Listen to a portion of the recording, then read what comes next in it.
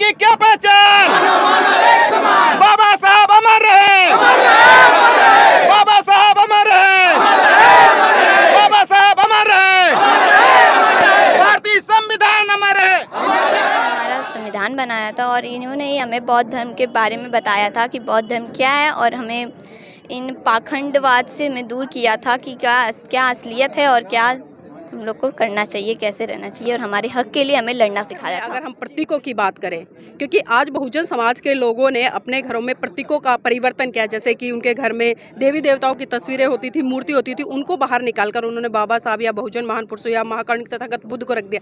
लेकिन अगर हम महिलाओं को देखते हैं तो कहीं ना कहीं प्रतीकों के तौर पर, जैसे आपकी मांग भरी हुई है, गले में मंगलसूत्र, हाथों में चूड़ियां हैं, तो ये कौन सी संस्कृति? संविधान के लागू होते ही राजनीति में बराबरी होगी, लेकिन हजारों साल से इस मनुवादी व्यवस्था के चलते, ब्राह्मणवादी व्यवस्था के चलते, पूंजीवादी व्यवस्था के चलते, सामंतवादी व्यवस्था के चलते जो सामाजिक और आर्थिक गैर बराबरी बनी हुई है, ये सामाजिक और आर्थिक गैर बराबरी बनी रहेगी। और यह सामाजिक और आर्थिक गैर बराबरी तभी दूर होगी जब हम उचित धर्म अपनाएंगे, और हमारे नज़र में उचित धर्म बौद्ध धर्म है।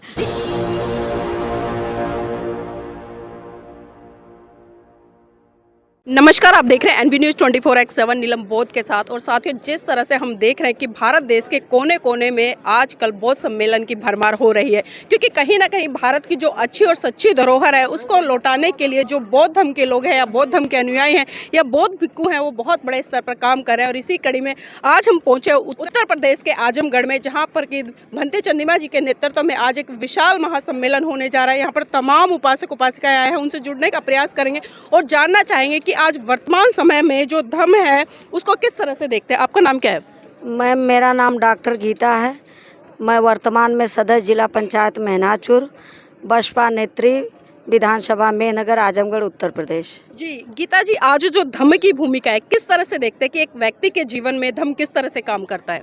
देखिए मैम, आज जो एक व्यक्ति के जीवन में जो धम्म है, वह एक तरह से जो हमारा बौद्ध धर्म है, जो हमारे महापुरुषों का धर्म है, वह एक तरह से ये विलुप्त हो चुका है।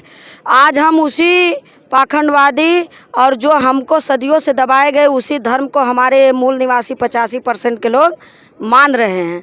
लेकिन आज जो आजमगढ़ ज़िले में पूज्य भिक्खु चंद्रिमा थेरो जी के नेतृत्व में जो जिला स्तरीय बौद्ध महाधम्म सम्मेलन किया जा रहा है, यह उन इतिहास को दोहराता है जो बौद्ध धर्म को सम्राट अशोक, कनिष्क जैसे शासकों ने, सम्राट अशोक ने इसी बौद्ध धर्म को, इनके संदेशों को अपने शिलालेखों के माध्यम से, अभिलेखों के माध्यम से, स्तंभ लेखों के माध्यम से इसे विश्व में फैलाया।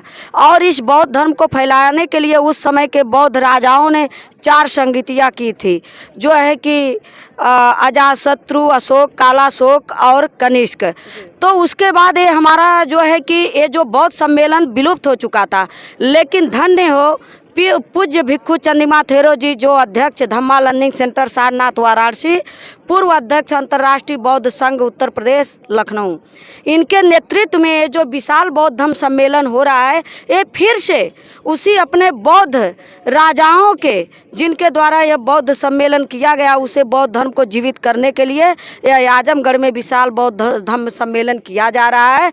जिससे हमको ये बड़ा हर्ष हो रहा है कि यह इतिहास में ये 4 बौद्ध संगतियों के बाद जो ये हमारे आजमगढ़ ज़िले में आज के आधुनिक युग में ये प्रथम संगति हो रही है, जो पूज्य भंते चंद्रिमा थेरो जी के नेतृत्व में हो रही है। तो हम सभी आजमगढ़ वासी इतने गौरवान्वित हैं, इतने पुण्य कार्य को किए हैं कि जो है कि आज इस बौद्ध सम्मेलन में भाग ले रहे हैं। तो गीता जी, क्या लगता है इस तरह के बौद्ध सम्मेलन जब भारत देश में होंगे, भारत देश के कोने कोने में होंगे, तो क्या जो एक लोगों का जीवन है या उनका आचरण है उसमें कितने बड़े स्तर पर बदलाव आएगा? देखिए मैम, परम पूज्य बोधिसत्व बाबा साहेब डॉक्टर भीमराव अंबेडकर ने 25 नवंबर 1956 को संविधान बनाने वाली असेंबली में इशारा करते हुए कहा था, 26 जनवरी 1950 को भारतीय संविधान लागू होगा।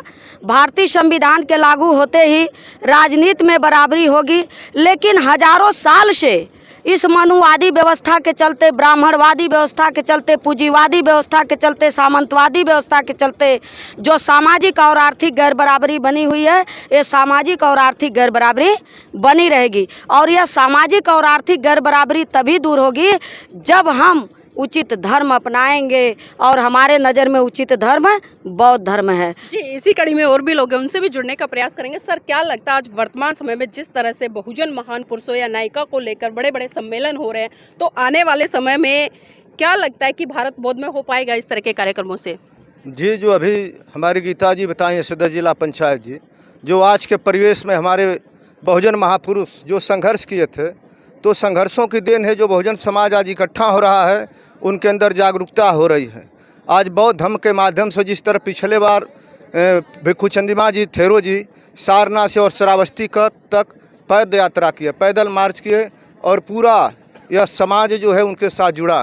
फिर अभी 2023 में चंद्रिमा भंते जी सारनाथ से और श्रावस्ती वहाँ तक जो है कपिल वस्तु तक, नेपाल तक जो उनकी पद यात्रा हुई, धम्म पद यात्रा हुई, उसमें लाखों लोग जुड़े। आज आजमगढ़ में पूरा जिला स्तरीय, जिला नाम तो जिला स्तरीय है, लेकिन हम लोग मऊ जिले के रहने वाले हैं। मऊ से आए, तमाम बस्ती से, गोरखपुर से, कुशीनगर से, तमाम जगह से लोग आए हुए हैं। तो इस तरह जब कार्यक्रम होगा तो आज तो बहुजन समाज जुट रहा है। बहुजन समाज में खास करके जो बाबा साहब डॉक्टर भीमराव अम्बेडकर जी को मानने वाले हैं, उनके अनुयायी हैं, वे लोग जुड़ रहे हैं। और जब ये जुड़ेंगे तो इसके बाद जो देश की जो पिछड़ी जाति लोग कहे जाते हैं, वो लोग अभी बौद्ध धर्म से दूरी बनाए हुए हैं, लेकिन वे भी जुड़ेंगे।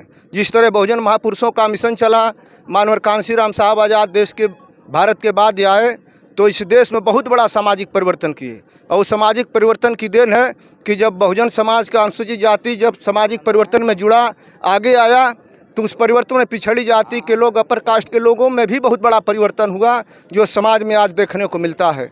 तो हमारे महापुरुषों ने जो संघर्ष किया था, उस संघर्ष की देन है कि यह जो आप देख रही हैं, और पूरे भारत में ऐसे अपने लोग पढ़ लिख करके आगे आ करके और धर्म कारवां को आगे बढ़ा रहे हैं, और धर्म के माध्यम से बहुत बड़ा परिवर्तन होने वाला है। जी, तो देखिए जिस तरह से यहाँ पर हमने बात की, और खासकर मैं बात वो कोट करूँगी परम पूज्य बाबा साहब की, 1956 में जिस तरह से परम पूज्य बाबा साहब ने हिंदू धर्म छोड़कर बौद्ध धर्म की शरण ली, और खासकर इस भारत देश के लोगों को एक संदेश दिया कि करुणा, मैत्री, भाईचारे का संदेश देते हुए एक ऐसे धर्म को फॉलो करें जिससे कि मानव कल्याण होगा। लेकिन आज विडंबना है कि भारत देश में जो धर्म जन्मा, पनपा, आज वो उसकी जो एक रूपरेखा है, या कहेंगी कि उसका जो वर्चस्व है, आज वो भारत में बहुत कम देखने को मिलता है। कहीं ना कहीं हम देख रहे हैं कि एक दूसरी संस्कृति में जो लगातार हिंदू राष्ट्र की बात करती है। तो सर, जानना चाहूँगी, एक तरफ वो लोग हैं जो लगातार आज भारत को हिंदू राष्ट्र घोषित करने पर लगे हुए हैं, और एक तरफ बाबा साहब के अनुयायी हैं, बुद्ध के अनुयायी जो लगातार एक ऐसी संस्कृति को स्थापित करने पर लगे हुए हैं जो करुणा, मैत्री, भाईचारे का संदेश देखते हैं। तो क्या लगता है इन दोनों संस्कृतियों में किस तरह का युद्ध आज छिड़ा हुआ है?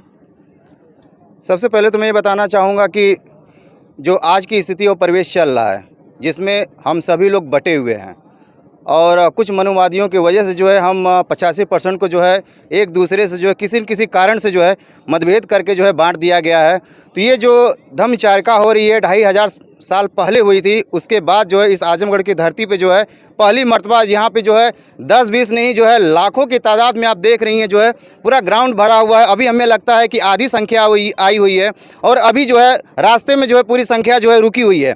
कई सभी लोग जो है किसी न किसी माध्यम से आ रहे हैं, और आपके चैनल के माध्यम बहुत बहुत साधुवाद आपको देना चाहेंगे, क्योंकि आप जो है दिल्ली से चल के यहाँ पे आई हुई हैं जो है।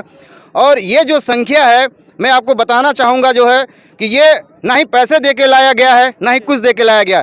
ये स्वेच्छा से अपने मान, सम्मान, स्वाभिमान, अपने हक और अधिकार के लिए, अपने सम्मान को बचाने के लिए ये सारे लोग जो है पूरे जनपद से नहीं जो है जनपद से सटे हुए जितने भी और जनपद के लोग हैं, जैसे बनारस हो गया, आपका गाजीपुर हो गया, मऊ हो गया, जौनपुर हो गया, इस तरह से सभी लोग जो है यहाँ पे पहुँचे हुए हैं। और इस धर्म का एक ही संदेश है कि मानो मानो एक समान। बहुत बहुत धन्यवाद। यहाँ पर कुछ महिलाएं भी हैं, उनसे भी जुड़ने का प्रयास करेंगे और जानना चाहेंगे कि आज उनके जीवन में धर्म का क्या महत्व है। आपका नाम क्या है? जी पूनम। पूनम जी कहाँ से आए हैं? हम आए हैं मेहनगर से। अच्छा, तो जानना चाहूँगे, आपने पंचशील का पटका पहना, सफ़ेद वस्त्र हैं, आप बौद्ध हैं या हिंदू हैं? नहीं, हम बौद्ध हैं। आप बौद्ध हैं? पहले से ही बौद्ध हैं या अभी बने हैं? नहीं, पहले से हैं। बचपन से? जी।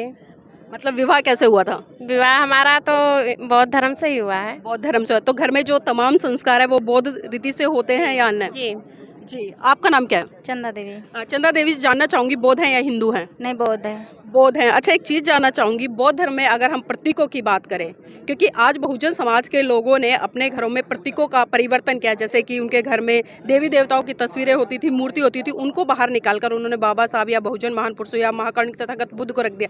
लेकिन अगर हम महिलाओं को देखते हैं तो कहीं ना कहीं प्रतीकों के तौर पर, जैसे आपकी मांग भरी हुई है, गले में मंगलसूत्र, हाथों में चूड़ियाँ हैं, तो ये कौन सी संस्कृति का प्रतीक है? ये तो मतलब एक संसारी है, उसके लिए हम लोग इस संसार के दिखावटी में हम लोग को भी चलना, लेकिन हमारा धर्म जो बौद्ध है। लेकिन संसार में तो ये भी रह रहे हैं। लेकिन हम जो है अभी कई कैटेगरी पे हैं, इसलिए हमें स्थापन कर लेना। लेकिन दूसरे लोग जब आपको देखते हैं तो कहीं ना कहीं जो 16 श्रृंगार की बात होती है, साजो श्रृंगार की बात होती है, वो हिंदू धर्म में होती है कि 16 श्रृंगार मतलब महिलाओं के लिए एक तरह से पवित्र माना जाता है। लेकिन आप तो लोग बौद्ध हैं और बौद्ध हमेशा समानता की बात करता है, इक्वलिटी की बात करता है, तो आपको लगता नहीं है इन चीज़ों का त्याग कर देना चाहिए? त्याग करना है, हमको करना है, हम त्याग करेंगे, बदलाव भी कर देंगे हम। जी, कब तक कर रहे हैं बदलाव? बस अब ये हमारा यहीं से शुरू हो गया है बदलाव। चलिए, इनके लिए बहुत बहुत धन्यवाद। और जिस तरह से कहा है कि हम बदलाव की तरफ बढ़ रहे हैं और बदलाव भी बहुत बड़े स्तर पर करेंगे। माता जी, क्या नाम है?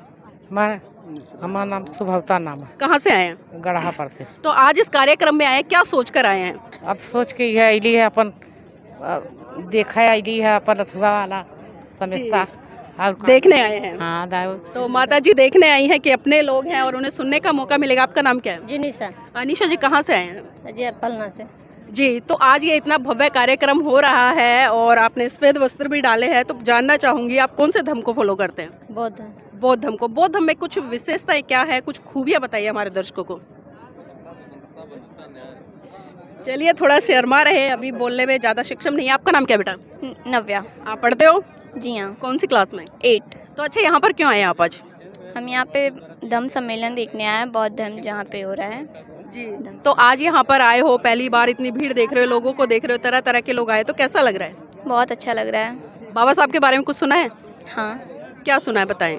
बाबा साहब ने हमारा संविधान बनाया था और इन्होंने ही हमें बौद्ध धर्म के बारे में बताया था कि बौद्ध धर्म क्या है, और हमें इन पाखंडवाद से हमें दूर किया था कि क्या असलियत है और क्या हम लोग को करना चाहिए, कैसे रहना चाहिए, और हमारे हक के लिए हमें लड़ना सिखाया था। जी बिल्कुल। तो देखिए, कहीं ना कहीं आज बहुजन महान पुरुषों को अगर बच्चे पढ़ते हैं तो एक बहुत बड़े स्तर पर बदलाव आता है, और उसी कड़ी में कहीं ना कहीं आज जो पेरेंट्स हैं उनकी ये नैतिक ड्यूटी बनती है कि वो अपने महान पुरुषों से इन बच्चों को रूबरू कराए, क्योंकि आने वाली पीढ़ी रूबरू होगी तो बहुत बड़े स्तर पर क्रांति आएगी। धर्म की क्या पहचान?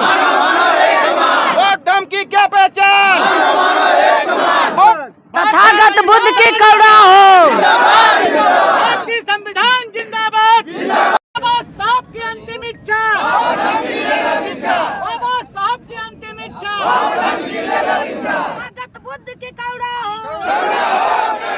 सम्राट अशोक अमर रहे, सम्राट अशोक अमर रहे। बौद्ध धर्म की क्या पहचान? बौद्ध धर्म की क्या पहचान? बाबा साहब अमर रहे। भारतीय संविधान जिंदाबाद, जिंदाबाद, जिंदाबाद। भारतीय संविधान जिंदाबाद, जिंदाबाद।